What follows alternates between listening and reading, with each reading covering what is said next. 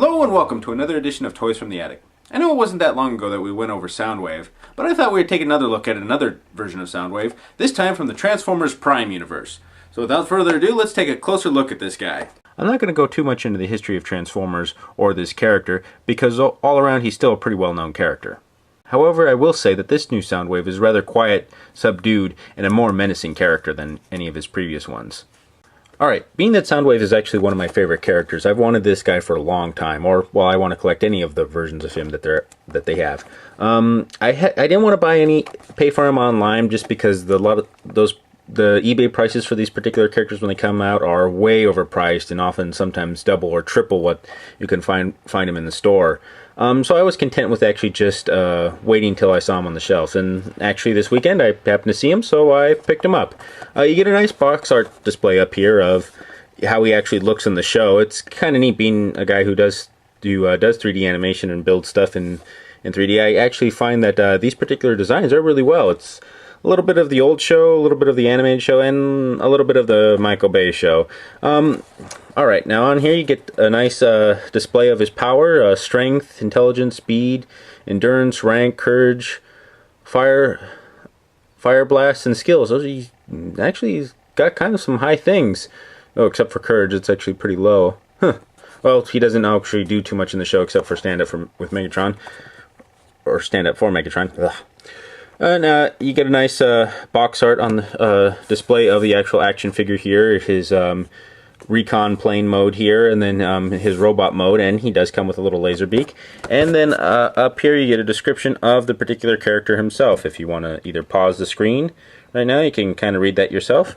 But overall, the box art is actually pretty standard for what you get in most of the new Transformers series right now. And also on the bottom you get a scene of images of the other Transformers you can pick up. So now with that box art out of the way, let's open them up. Okay, so here we have Soundwave in what I guess is referred to as his recon plane mode. I just consider it a spy plane mode. It has this nice black, or well, dark bluish, slightly metallic kind of color. It's not very metallic, but yeah, it does. Other than the seams going down it, I'd say it actually resembles a spy plane pretty well.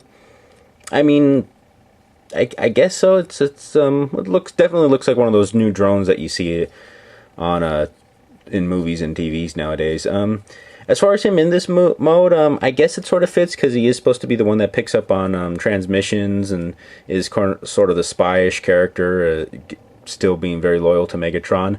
I'm still one of those people who prefer his old school, being a tape recorder or some sort of tape cassette, or just, I don't know, that's just always me. That's what I like, because I always like that iconic chess piece that could pop out of the little robots. But overall, I can accept this vehicle mode, and actually I don't mind it all that much. A lot of his parts you can actually see down here in the bottom, so that doesn't really hide it all that well.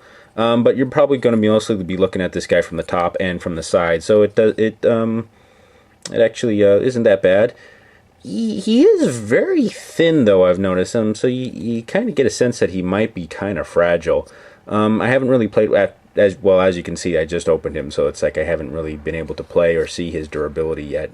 But what else was I going to say? Oh, down here on the bottom is actually where you can attach Laserbeak. So Laserbeak actually blends really seamlessly into the actual mode, and you could hardly even, if you didn't know it was there, you wouldn't even guess that there was a little figure that could pop off. You could see his little wings right here. But anyways, let me take this guy into robot mode, and we'll see what we have from there.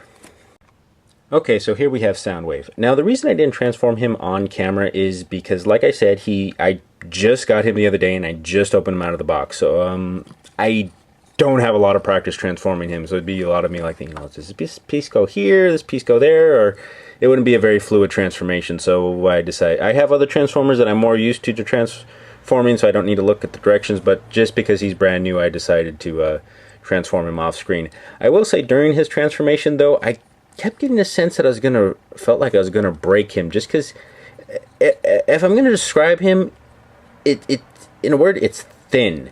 He seems very, very thin. The plastic seems pliable, but it also seems like it's not very strong.